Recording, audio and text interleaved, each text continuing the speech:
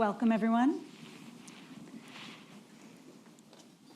So we now have at least a 2-week ceasefire in what has been a 6-week war between the United States and Iran. There's been quite a bit of focus on those military operations and the fallout in the region of those operations, how what's left of the regime has retaliated and responded. But there's been less of a focus over the last 6 weeks on what's happening inside of Iran with the Iranian people.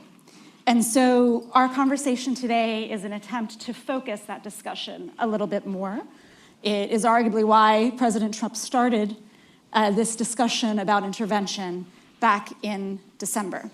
And so to help us focus on the internal situation and on the perpetual issue of human rights in Iran, I'm very pleased to have this group of experts and scholars and friends on stage with me today. Nazanin Boniadi, a human rights activist, a CFR member, and also a Sydney Peace Prize laureate. Ladan Boroumand, a historian and scholar, a co-founder of the Abdorrahman Boroumand Center for the Promotion of Human Rights and Democracy in Iran, and Gissou Nia, an international human rights lawyer and the director of the Strategic Litigation Project at the Atlantic Council. So my first question is actually a question that I'd like each of you to answer briefly. There's been an internet blackout since before the war started, and it continues. We don't have a whole lot of information about what's happening inside of Iran, and what we do have is anecdotal. And so I'd like to ask you all to give us a sense of what you do know, and maybe what the gaps are of what you know about what's happening inside of Iran right now. Gissou, can we start with you? Yeah, sure. First of all, thank you for having me here and to speak about these issues at such a critical time, and to hopefully fill the gap a bit on what Iranians inside the country want and what they're asking for. The way that I have my information, first of all, we should note that we're in the 40th day of an internet shutdown in the country.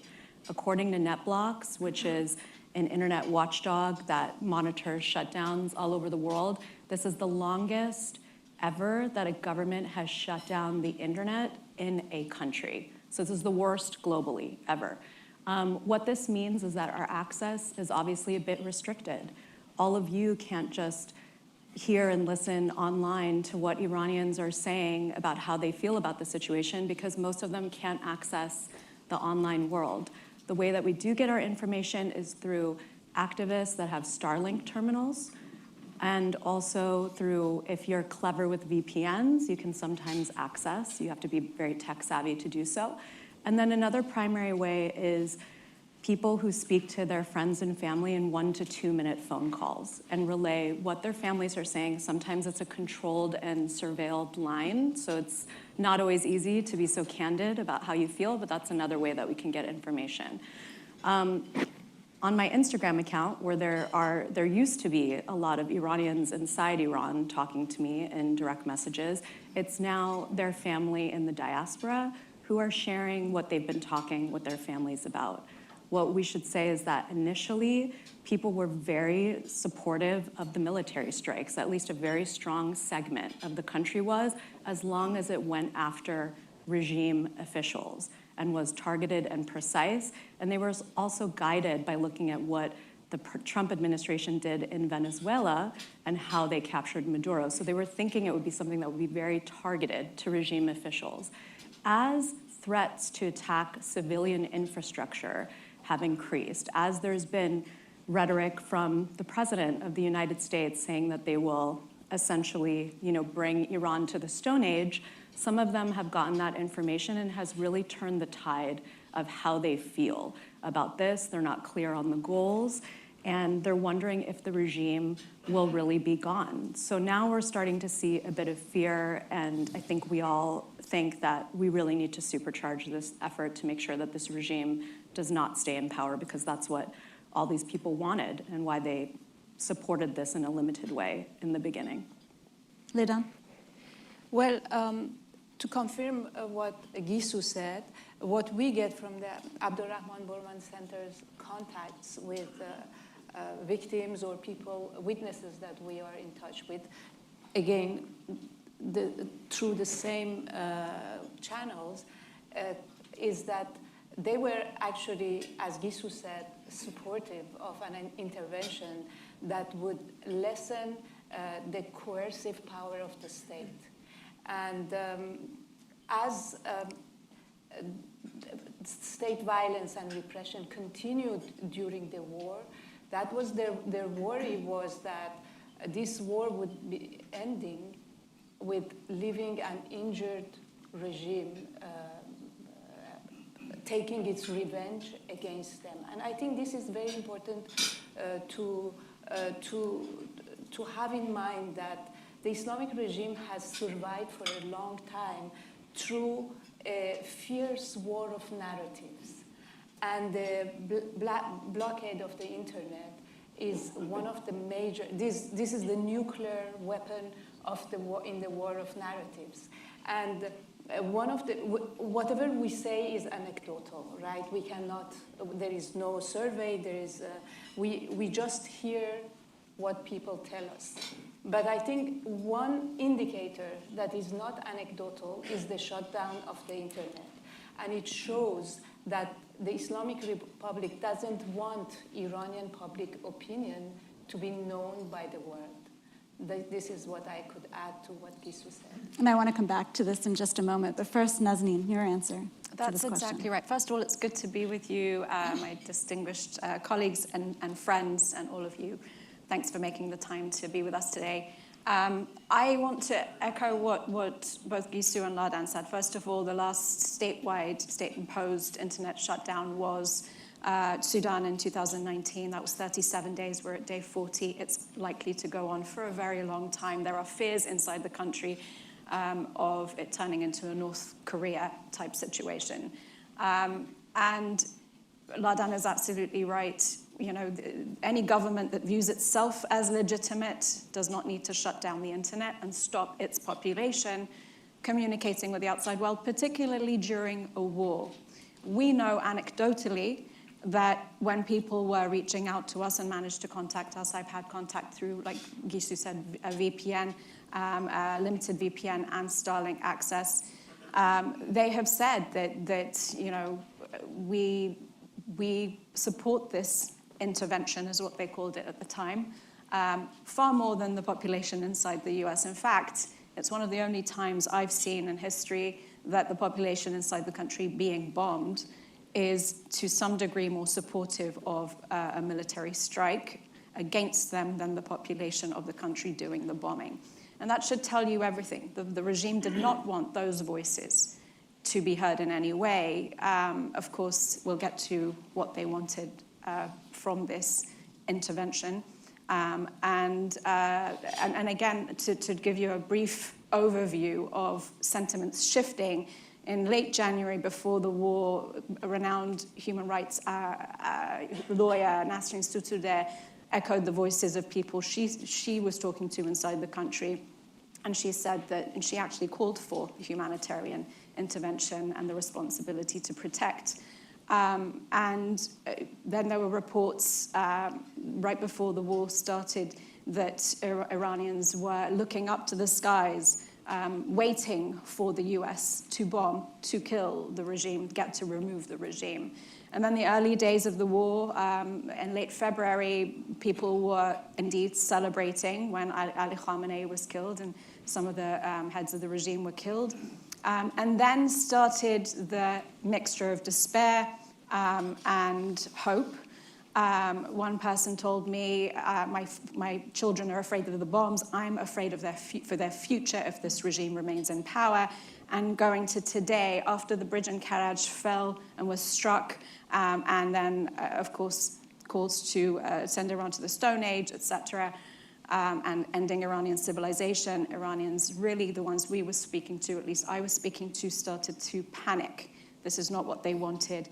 And now the sentiment is, you've left us with remnants of this regime that are vengeful and are likely going to retaliate in a horrific way. So we're going to dig into that one as well in just a minute. But Ladan, I want to start with you. You're a historian, you're a scholar, you have studied the Islamic Republic. What has history taught us about the nature of this regime, especially now, in a pre-February 28th context, but also now that we're looking at potentially a ceasefire for some period of time, negotiations with remnants of the regime? How do you see this in kind of a historical context? This regime, as I think everyone knows, is essentially an ideological regime. But what distinguishes from other ideological regimes like the Soviet Union or the Nazi Germany is that their accountability for the ideology is not in this world. They are accountable to God. That makes them invulnerable because they cannot fail. They are killed, they are martyrs. They attack the 7th of October. They have victory. Now, today, they have victory. So you cannot ideologically defeat them in that way. And they have another advantage over liberal democracies or any other worldly regime is that time is not of essence for them. For the American administration, time is always of essence. You have the midterm elections, you have the next elections, you have your public opinion. For this regime, which represents God on earth, the population is it's not their citizens. They are not representing the will of their people. They are representing God, and the people are their creator. So if the public opinion is against them, they suppress it. Physically, 40,000 people or several thousands of people in 2 days. And in that way, in the confrontation, they have a lot of advantages that I think those who want to contain them or even to help with regime change must take into consideration. You cannot just dismiss that part of this regime because military operation is just politics by other ways. Everybody knows that.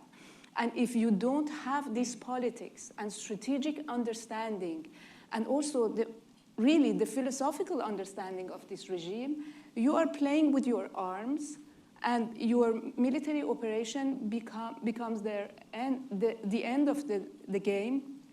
And at the end of the day, you are a loser because you have all these other constraints: time, accountability, public opinion, elections, economy, the stock market. Iran, on the scale for governance, on the scale of is the bottom of the scale of good governance countries in the whole world.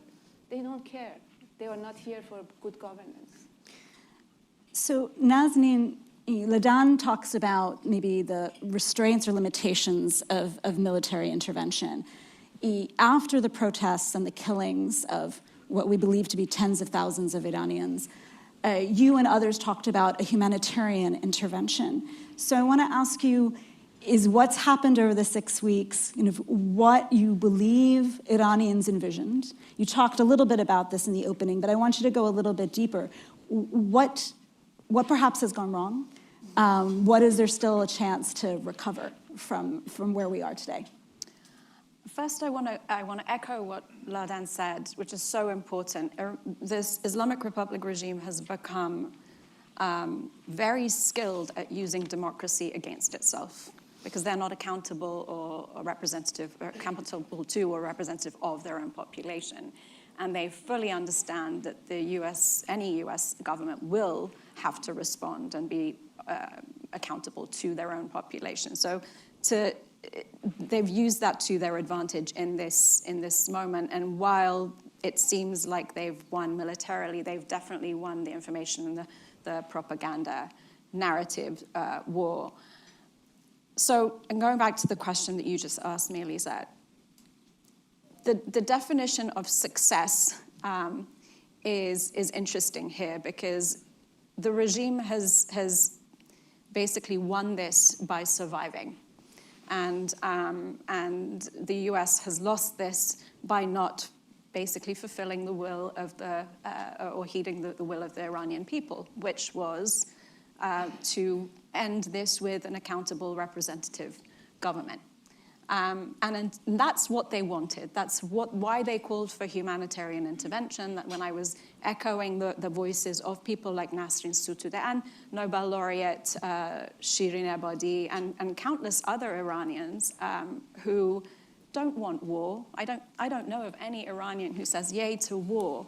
I mean, it's a last resort for for a people who have lived under 47 years of tyranny, because they understand that war, anybody who's, I mean, I always say it rings hollow when you say no to war and you don't immediately afterwards say free Iran, because the war has been ongoing for 47 years by the regime against its own people. When we talk about the 30,000 people killed in January, that is, by all estimates in modern history, the highest spasm of violence, state violence against its own people. And truthfully, the international order has failed the Iranian people, because it's the post-1945 order is based on the UN Charter. It prioritizes state sovereignty, but at the cost of the rights of individuals and human rights. So until that changes, of course, people are going to call for some kind of intervention to stop that state violence. And that's what they were talking about. They weren't talking about hitting infrastructure or ending Iranian civilization. Notably, the uprising in January was a nationalist uprising. They were holding the lion and sun flag. They were trying to reclaim their culture, their civilization, from a regime that had tried to replace Iranian national identity with an Islamist identity.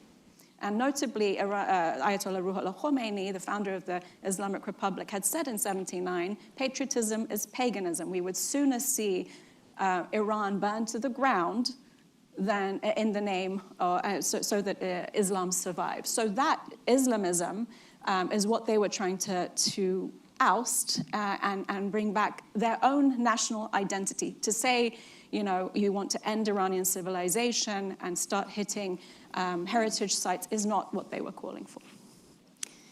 So Gissou, Nazanin just said the international community has failed the Iranian people, who have for 47 years suffered this waging of war against them. How should we think about the international community's role? What could we be doing that's more aggressive? What should others be doing?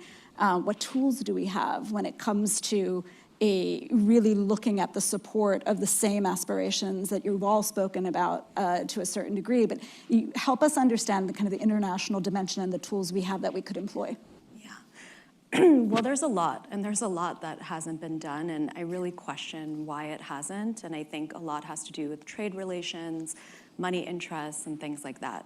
I'll start with a very obvious example, which is that we've seen in recent days reports from the United Arab Emirates about cracking down on the money washers or the money changers that work to circumvent financial sanctions on the Islamic Republic. There are people that are connected to IRGC-linked entities that are based in Dubai and elsewhere in the UAE that change this money. And the UAE has just decided now to finally arrest these people and to crack down on these networks. I wonder why that didn't happen sooner. I know that the UAE has a tremendous amount of influence in this town as well. And so I think that's a very fair question to present to UAE officials, because part of the sanctions, the financial sanctions that have been placed by the US government for many years on the Islamic Republic was intended to avoid kinetic approaches. It was intended to bring about regime behavior change in different ways. And obviously they can't be effective if there are countries that are part of the international community and who are not rogue states, to my knowledge, who are actively helping them circumvent those sanctions for financial reasons. We have different banks like BNP Paribas, who obviously faced a financial sanction and potential criminal prosecution for this reason, deciding that it's more lucrative to circumvent sanctions and have that be their business model, and then pay the fee later once they inevitably get caught and the US Department of Justice or another judicial body puts a financial penalty on them once they do a plea deal, right? So we see this happening a lot.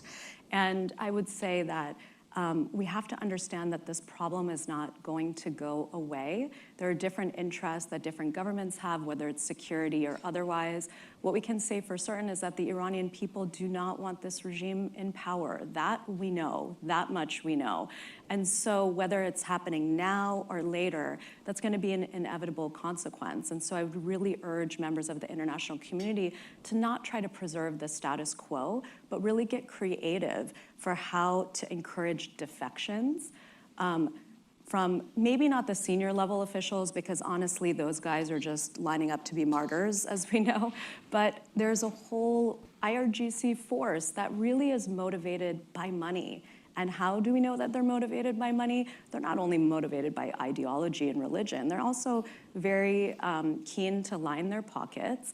They own many holdings also in the Western world.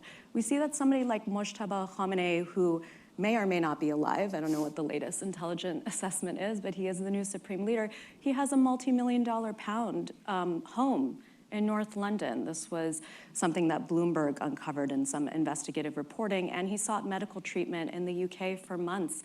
Why is that happening? I'll note that the United Kingdom is the only country, to my knowledge, in the West, other than perhaps New Zealand, who has yet to proscribe the IRGC as a terrorist organization.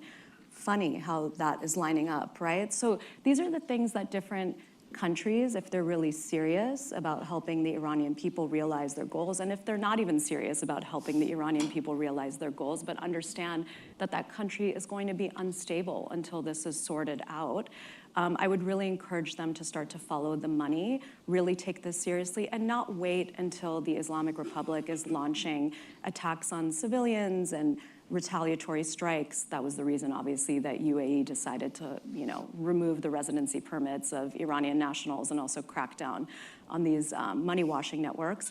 But really take that seriously. I don't know how much time we have. There's so much else to talk about. So I want to ask you a specific question for like 1 minute, because I am watching the time and it goes by very quickly.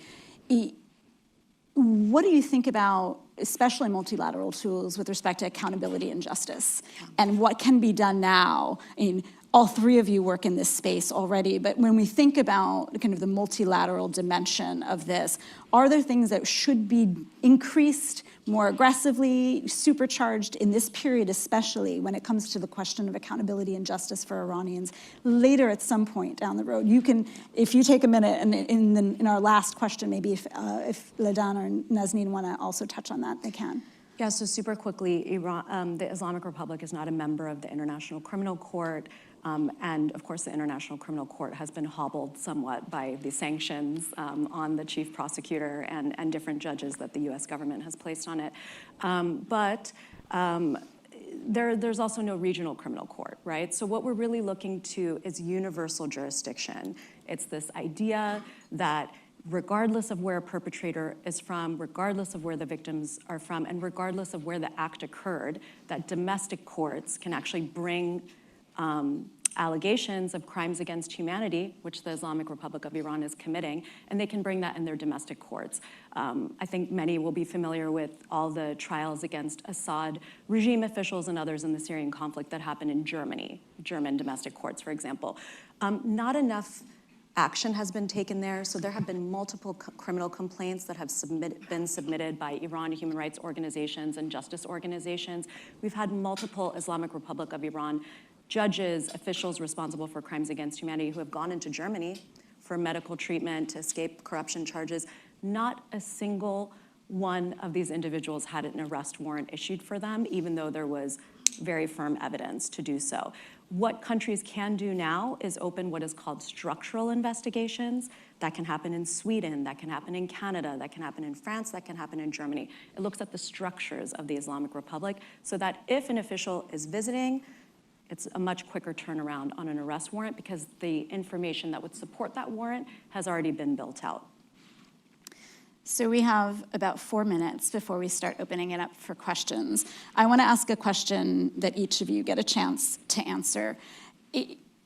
You're all three members of the Iranian diaspora community. We've talked about in a couple of different questions, both that the views of the Iranian people, it's not monolithic. That also, I think, is a fair assessment to make of the diaspora community as well. But you play a critical role in our understanding, certainly the understanding of policymakers here in Washington, but you're a step removed, as we all know, from what is actually the Iranian experience, especially in recent years. And so what I'd like each of you to think about and answer is, what role can the diaspora play in ensuring an optimal outcome for the Iranian people? What's perhaps not helpful, and what could be more constructive? Ladan, why don't we start with you? Yes, that's a difficult question, because the diaspora is also targeted by the Islamic Republic, not only physically through transnational repression, but also through infiltration and making groups fight each other as opposed to focus on how to get rid of the Islamic Republic. So the diaspora can do many things, because right now it's part of it has the levers of influencing public opinion in host countries. And one of the things that the diaspora could in one voice ask is for their government, host government, to set up systems that counter the Islamic Republic transnational violence. This is very important, and coordinate with each other. Democracies should coordinate in fighting Islamic Republic terrorism, which is integral part of its functioning. So if you fight this terrorism abroad, you are weakening this system anyways. That's one point. The other point, I think, which would be very self-critical, toppling the Islamic regime is very difficult. So instinctively, the diaspora is focusing on the after the overthrow of the regime, and they are fighting for the next regime, whereas they should concentrate and focus how to overthrow this regime and work on that instead of, it's as if de Gaulle was fighting with the communists while he was in London. No, they coordinated their work together, and they got rid and helped and allied themselves with British and American forces. That's how we should do. But I think this is where the Islamic Republic's infiltration campaign has been very efficient. Gissou. I think in terms of this, the thing that's really weighing on my mind, and I know the minds of many of us, is how to encourage pluralistic politics. So although, I agree we need to focus on what are the measures that are actually going to weaken the regime, there's also more of an ability to foster creative thinking when the space is open. And I think different countries also have a role to play in terms of creating those spaces and encouraging more dynamic thinking that goes broader than any one person, any one personality, any one thing, to really encourage that. So that's what I'm looking to. Nazanin.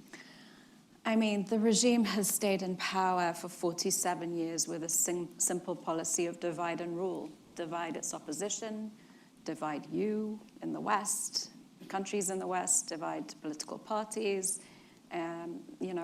When we hold elections here, they inform those elections without any of us knowing. They pit left against right, Republicans against Democrats, Republicans against themselves, Democrats against themselves. It is ongoing. That is how they survive. It is a propaganda war that we are losing in the West. And so my call, if we take this moment right now as a potential failure of yet another attempt at humanitarian intervention, because that's what they tried to call it, then that doesn't set a great precedent for the future. We need to set a positive precedent for humanitarian intervention. And part of that is not stripping away funding of institutions and groups. that work to that end day in, day out, like the Abdorrahman Boroumand Center, and like the National Endowment for Democracy. And I think looking long-term and strategically, we have to understand that the people that are holding the regimes to account and documenting the abuses are extremely important, and the ones who are amplifying the voices of the dissidents, the same dissidents that the regime is trying to silence. 30 minutes goes really quickly. There's so much more to talk about. So we have 30 minutes to take questions, both from the audience and from those who are viewing online. I'll just remind everyone that questions are on the record. And I would ask you to please keep your questions crisp and, in fact, do ask a question. I know that there are microphones to be passed around, so if there are those who want to ask a question of our panelists. Let's go ahead. Yes.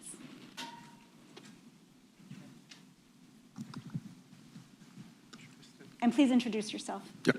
Ariel Cohen, the Atlantic Council. Good to see colleagues from the Atlantic Council here. I spent my life engaged in efforts to help the communist regime in the Soviet Union and Eastern Bloc out. I started in Radio Liberty, Radio for Europe, audience and opinion research in the 80s. How do you see the emergence of the post-Islamic Republic coalition? What we see is the royalists, we see the Shah people, we see the MEK, and we a little bit see, for the lack of better words, the regime liberals.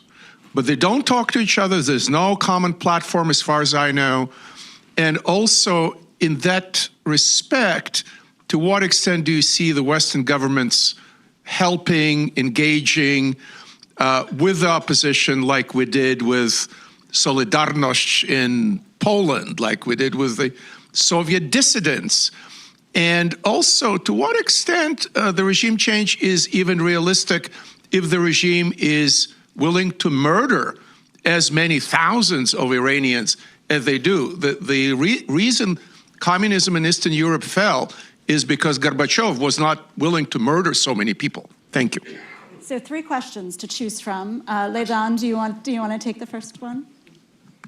The first one would be You may choose of the 3 questions, but you take this set of questions. You're the first panelist to answer, and then we'll go on to the next one. Well, you know, you mentioned in the, I would say maybe if the Western government do engage Iranians, no, not politically directly as they did perhaps with the Russians, but they have been doing it institutionally the way they did with the civil society. There is some very not really fundamental engagement, but solidarity and support that we exist is because Western government have been funding, and also civil society, Western and democratic civil society mainly also have supported us. But I think one thing that we can look in Iran, which is different, is that we have MEK that is a cult, a small organization, very efficient, a little bit military, and has no supporter inside Iran. We have the Crown Prince, who has really has been called inside Iran by the public opinion. But I think we have what is our richness is the civil society that did made women life freedom movement happen. This is a huge potential we have, and I think we should work on giving it and helping it mature into political expression and political organization, being inclusive with all the other political forces that are there. Let's take another one in the room, and then we'll go to online. Yes. Hi, thanks very much. Chris Isham with CT Group. Nice to see you all. Quick question, which is what more can be done by the West, by tech companies, by U.S. government agencies, by international organizations to reverse the blockade of the internet internally in Iran? Are there technical things that could be done? Are there more things that could be done to open that up? Thanks. Gissou, can I throw that one to you?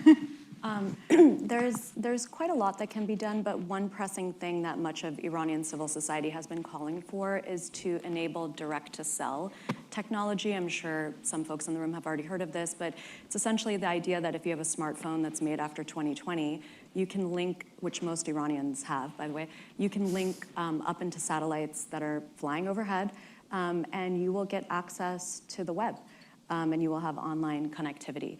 But it requires a humanitarian investment. So the data that's used costs money. And so it shouldn't be, it really would require a government to try to fund that. There's been ongoing conversations with a few different governments about this, by the way. Or it could also require Starlink or Apple to actually enable the technology. One of the issues is around sovereignty. Typically, you have to ask the local carriers to accept that. That's how it was enabled in Ukraine. But you can imagine that Ukrainian local carriers would say yes, whereas carriers that are controlled by the Islamic Republic, which is shutting down the internet, is not going to say yes. I would argue that we haven't exactly respected sovereignty in many other ways lately, so I think that when it comes to this, that shouldn't be a blocker. And internet is a basic human right, as we know, and as the United Nations has said over the past decade. So that's part of the solution. I will flag one thing, is that there's a meeting of the ITU, which of course is the agency that deals with looking at broadband, at spectrum ranges, at a lot of these questions that are wrapped up in whether or not this technology can be enabled. And there's a meeting in Shanghai in November 2027. And there are 12 countries that really would have a say on whether or not this can be allowed. And there's obviously some countries that wouldn't want it for all the reasons that you can imagine. So I think Western nations have to decide, are they okay with enabling this, or any nations that are open to free expression, and really push for that to be allowed so that no one all over the world, not only in Iran, but all the other places that are experiencing internet shutdowns, so that they don't face those challenges moving forward. Let's go online for the next question. We will take our next question from Sharon Nazarian. Thank you, Sharon Nazarian from the Nazarian Family Foundation. I'd like to commend your panelists for really offering critical analysis that we have not heard in other places. So first of all, thanks to all three of them. My question is really about if this regime survives. One of the concerns I've been hearing is the worry about a massive refugee problem that could arise if the people of Iran feel that this regime is not going anywhere, it's bloodthirsty, and it's going to take revenge. Have you all heard about that? Is that a concern you share? Thank you. Nazanin. Yes, thank you for that question, Sharon. I actually got a message from a very prominent dissident who herself was imprisoned by this regime, used to be a reformist, is now a supporter of the Crown Prince, and she said basically that if this regime is not toppled at the end of this campaign or this intervention, there will be a mass exodus of people, particularly to Europe, obviously, because we're not taking people. But she said that if people aren't leaving now, it's because there's hope that democracy may prevail, that everything that we fought for with our lives may actually come to fruition with this military campaign. So my biggest fear is that that's going to come true. If this regime stays in power, they're already going on an execution binge. And last year was the highest number of execution, 2,066, according to the Abdorrahman Boroumand Center. In full discretion, I'm also a board member. But 2,066 is the highest number, and it's in 30 years in Iran. But I also want to be clear that Iran has the highest per capita state execution in the world for the past several years.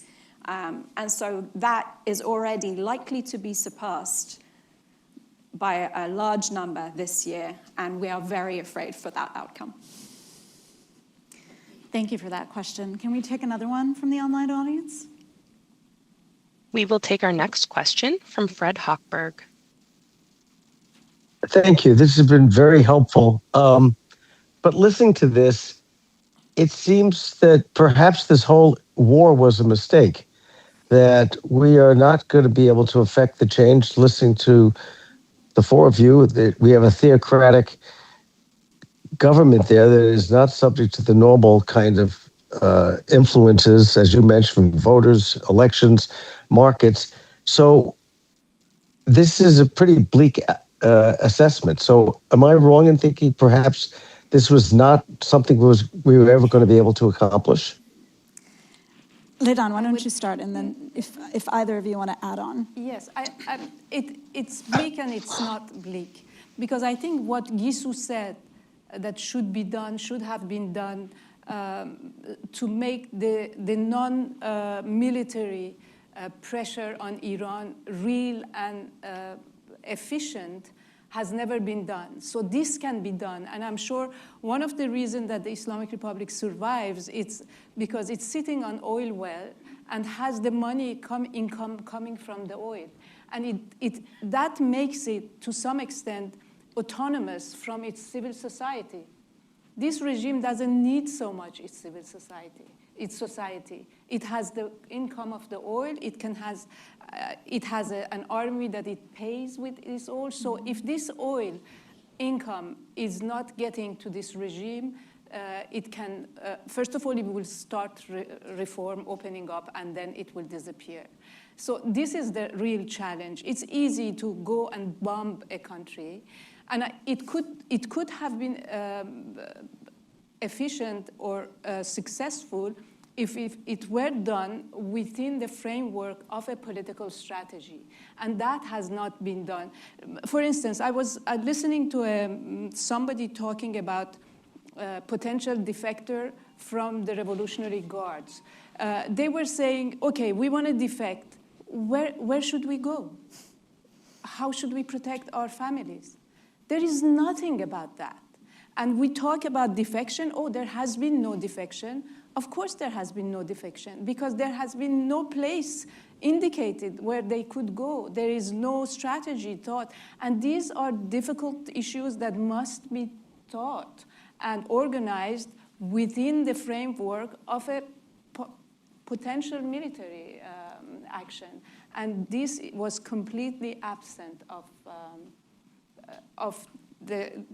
this military operation right now. I'd like to give both of you a chance to add your view to this. I mean, I want to agree and say that incentivizing defections, and I know that Gissou and I have talked about this, and I'm sure she has more to say about it, is hugely important.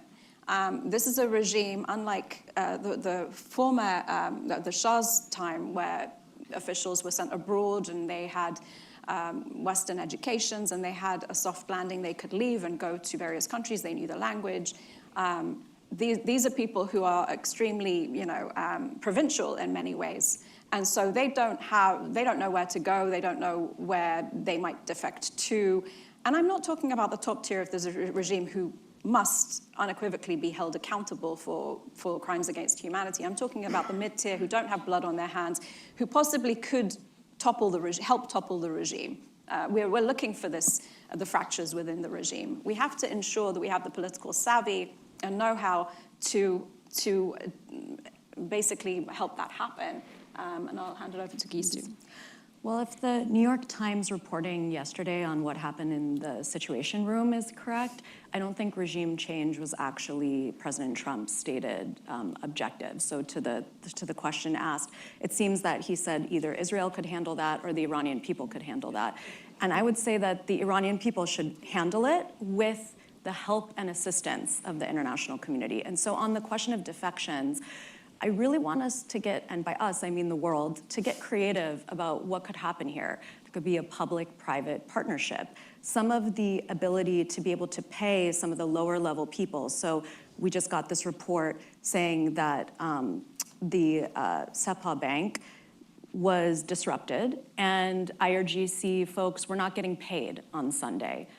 That's good. We want them to not be paid so that there could be a different higher bidder that could perhaps encourage public defections. A lot of this will come at a big price, but if there are thousands of people doing it, the cost to each individual is less. It'll be much more difficult to try to, punish them from the regime's perspective. And so much of this is psychological. Part of it is money, part of it is psychological. But I do not think that many of these individuals are so beholden to their ideology that they're ready to die for it. Honestly, they're trying to provide for their families sometimes. So if there's a way to get them to move in a different direction, maybe there are some countries that are willing to figure out a framework. Maybe they wouldn't be coming here, but maybe they'd be going elsewhere. We've obviously seen different examples of de-radicalization camps that are set up in different countries to take prisoners from Guantanamo and any number of other things. I think we need to really think creatively and outside of the box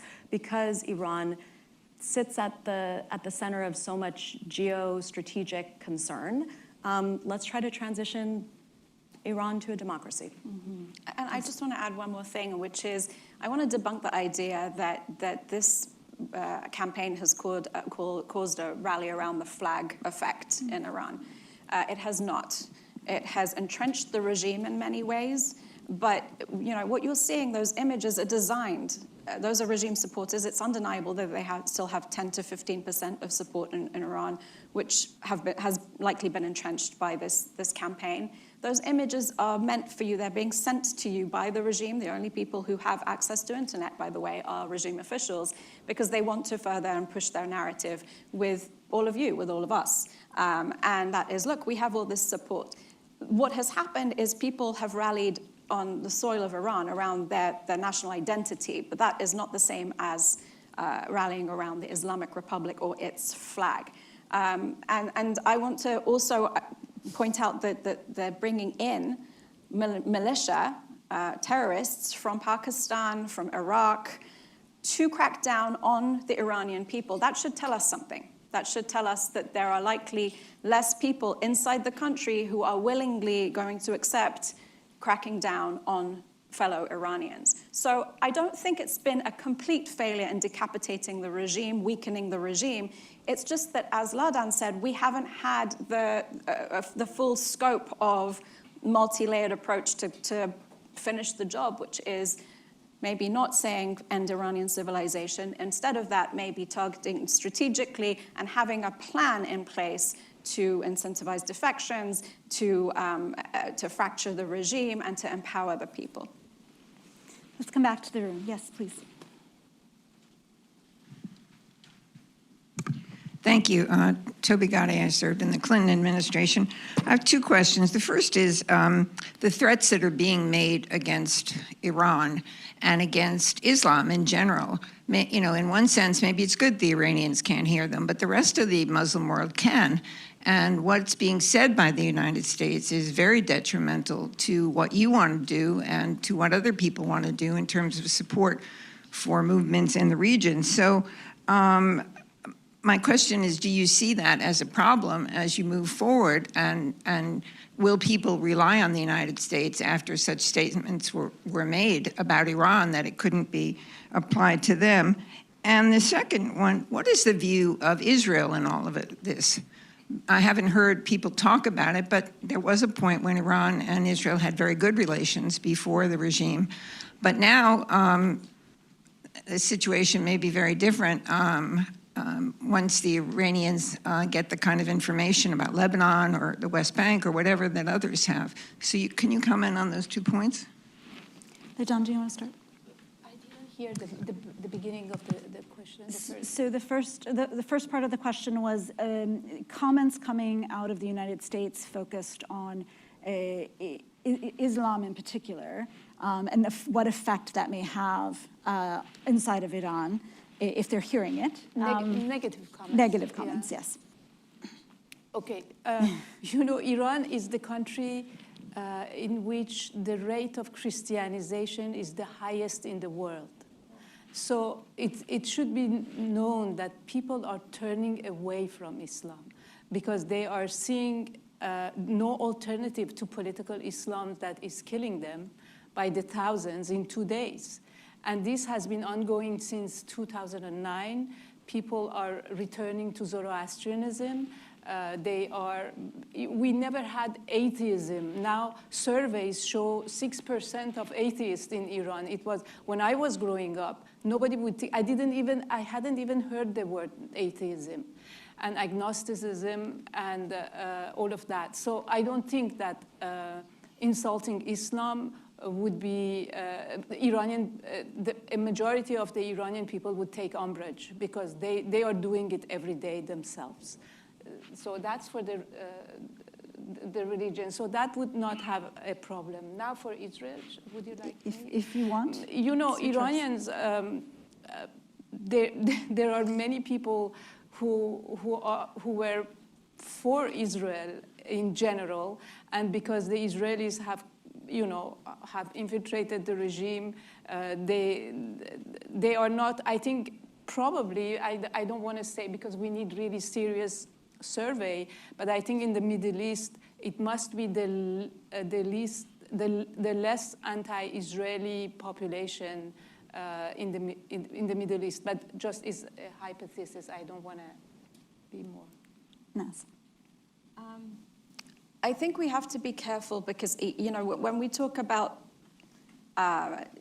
this is a country that the Islamic Republic has killed more Iranians than any outside force. I'm talking about civilian casualties. Of course, there was the Iran-Iraq war, and we had countless civilians then of the military on both sides. The civilian casualties over 8 years, as far as I know, is 60,000, and that's not a small number, on both sides, Iraqi and Iranian, over 8 years. We just saw 600,000? No, I'm talking about civilian casualties, sorry. So civilian casualties were, over the course of 8 years, on both sides, was approximately 60,000. And so when you talk about 30,000 Iranians killed in the course of 48 hours by the Islamic Republic, you can imagine the backlash to religion and to theocratic rule that creates inside a country. And when I've talked to Emiratis and the Gulf state members of the Gulf state, they tell me that they want this regime gone too. So whatever rhetoric is coming out of DC, I agree it should be more targeted against Islamism and not Islam as a whole.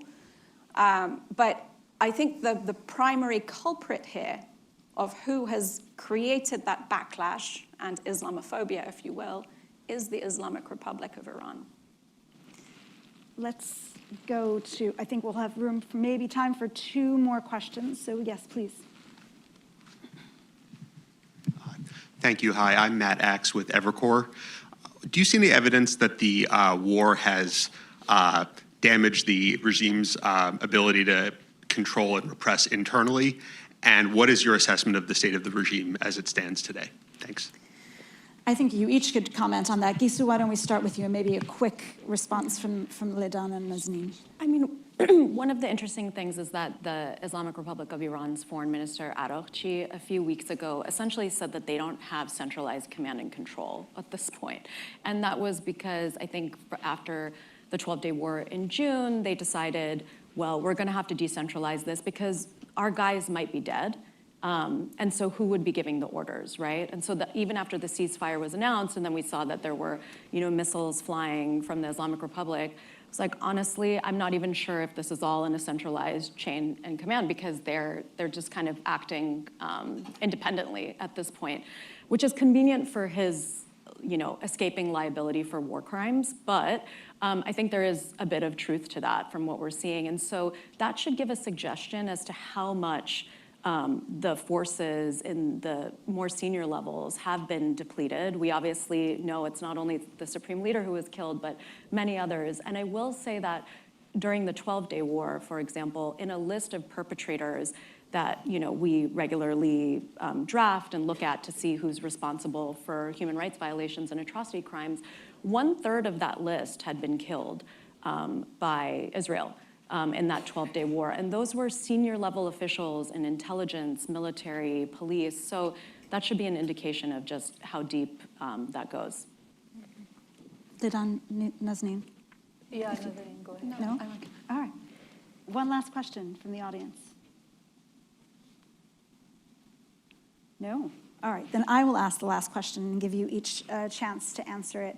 So here we are in a ceasefire, anticipating the beginning of negotiations or the continuation of negotiations this weekend on a broader framework for potentially, I think, resolving any number of issues with the Islamic Republic as regime.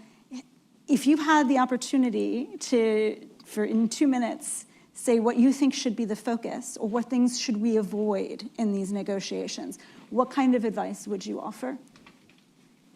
Gissou, why don't you start? Okay. We'll just go down the line.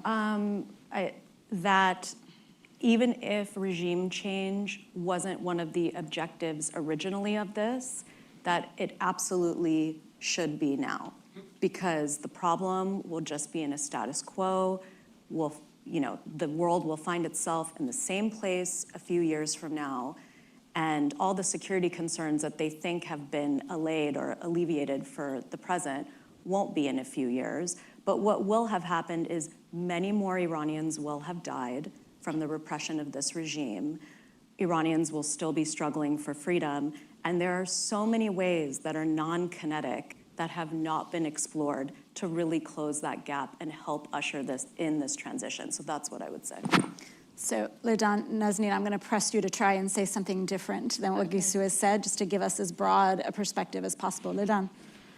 Yes, I think the dismantling of the coercive apparatus of the regime should be even if not explicitly said, it should be part of the negotiation so that the population inside Iran could start re-emerge and organize, because we have seen this population being extremely inventive and creative. And Iranian civil society has been really very active over the last 3 decades. So whatever is required, even to pressure a little bit to open the space for this society to be able to organize and express itself, would be strategically important. And another point that I would tell policymakers right now, even if people are not fleeing repression in Iran, we should, with this type of governance, we should expect mass movement of population, both inside Iran for water, for a lot of other issues, bad governance, and also immigration towards other countries, which could destabilize the regime. So it's not that if they don't have the atomic bomb or the nuclear issue is settled, that Iran as itself a ticking bomb will disappear. That's a very important point to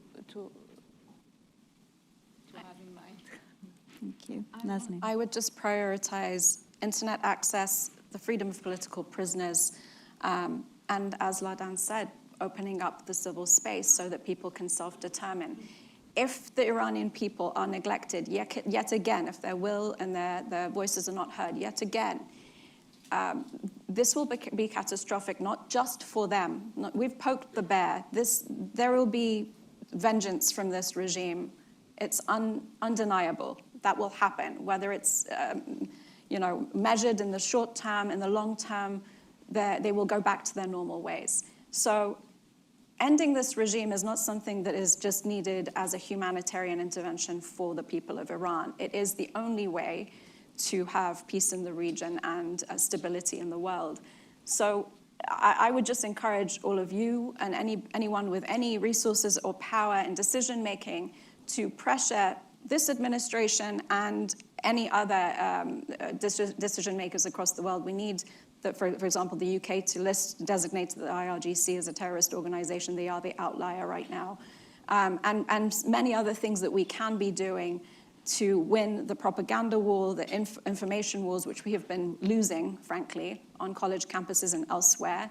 The narrative needs to shift to realize the humanity of the Iranian people, and not to neglect. For too long, human rights has been a foreign policy soft topic. And I would just encourage you to please understand that without the human rights of the Iranian people being centered on any foreign policy approach vis-a-vis Iran, we will fail. On that note, I want to thank the three of you for spending an hour and talking through these very easy issues. It's been a pleasure to have you. Thanks to our online audience and to all of you here. Hope to see you back at the council soon.